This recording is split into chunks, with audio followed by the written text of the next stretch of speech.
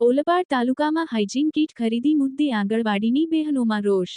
તાલુકામાં hygiene kit તંત્ર દ્વારા જ ખરીદી કરી વિતરણ કરાયાનો આક્ષેપ.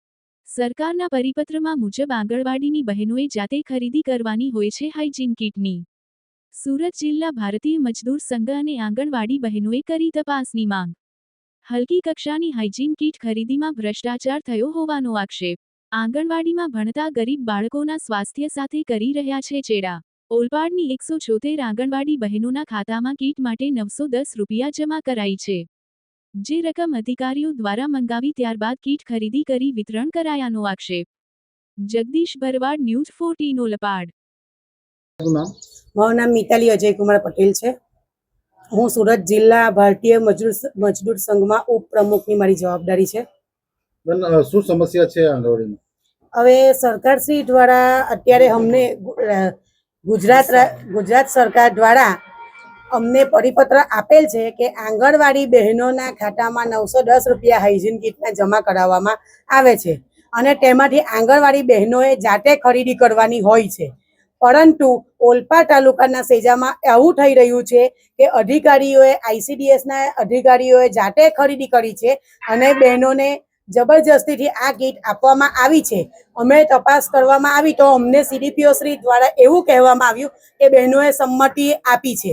આંગણવાડી બહેનોએ તો અમે આંગણવાડી બહેનોએ સંમતિ આપી છે તેના માટેનું સંમતિ પત્રક માંગ્યું CDPO શ્રી મેડમ પાસે, તો તેમની પાસે હતું નહીં. ટૂંકમાં કહેવું એ છે કે જો 84 તાલુકાની બહેનો જો જાતે 910 રૂપિયા ખાતામાં આવે છે અને તેઓ જાતે આ હાઇજીન કીટની ખરીદી કરી શકતા હોય તો ઓલપાડ તાલુકામાં આ કઈ રીતનું ચાલી રહ્યું છે તે વસ્તુ સમજમાં નથી આવતી. અને પ્રોડક્ટ તો અમે ચેક કરી, કોઈ બી પ્રોડક્ટ કંપનીની કે સારી ક્વોલિટીની નથી. સૌથી ઓછી ગુણવત્તાવાળી વસ્તુ છે. તો બહેનો ઉપર ખૂબ જ પ્રેશર કરવામાં આવી રહ્યું છે.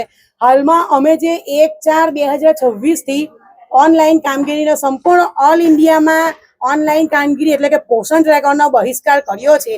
તો પણ સુપરવાઇઝર CDPO શ્રી દરેક બહેનો ઉપર એક જાતનું માનસિક દબાણ ઊભું કરીને બહેનો પાસે ઓપન ક્લોઝ કરાવડાવે છે, પોષણ ટ્રેકરની કામગીરી કરાવડાવે છે, એક જાતનું દબાણ આપી રહ્યા છીએ. હવે શું કેન્દ્ર સરકાર દ્વારા માત્ર અને માત્ર 4500 રૂપિયા આંગણવાડી બહેનોને ચૂકવવામાં આવે છે. 40% કેન્દ્ર સરકાર ચૂકવે છે. હવે આજની મોંઘવારીમાં આટલા રૂપિયામાં શું પરવડે? બાકીના પૈસા રાજ્ય સરકાર ચૂકવે, 70% રાજ્ય સરકાર ચૂકવે, એમ કરીને કુલ 10,000 પગાર મળે. 10,000માં આટલી મોંઘવારીમાં કોનું ઘર ચાલે? સરકારશ્રી તરફથી રોજે રોજની મોંઘવારી વધતી ચાલી છે. તો અમારી આંગણવાડી બહેનોની આ લડાઈ ઓલ ઇન્ડિયા લેવલે કેન્દ્ર સાથે પગાર વધારા બાબતે છે.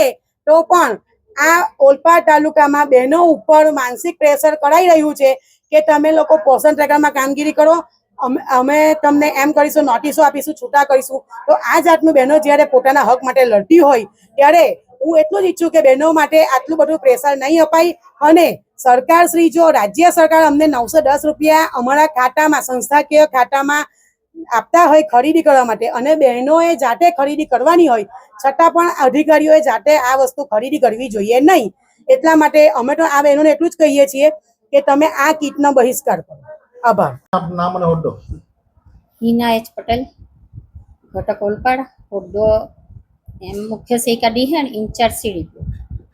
જે રીતે ફરિયાદ આવી છે કે ભાઈ જે આંગણવાડીની જે પેલી કીટો છે, કીટો ઓફિસ દ્વારા ખરીદીને અને આંગણવાડી બહેનોને આપવામાં આવે છે, શું નિયમ છે અને શું પરિપત્ર છે? નિયમ પ્રમાણે સંસ્થાકીય ખાતામાં વર્કર બહેનોના જમા કરવામાં આવે છે.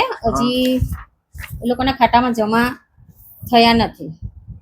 બેંકમાં 910 રૂપિયા બેંકમાં ચેક ક્લિયર નથી હજી.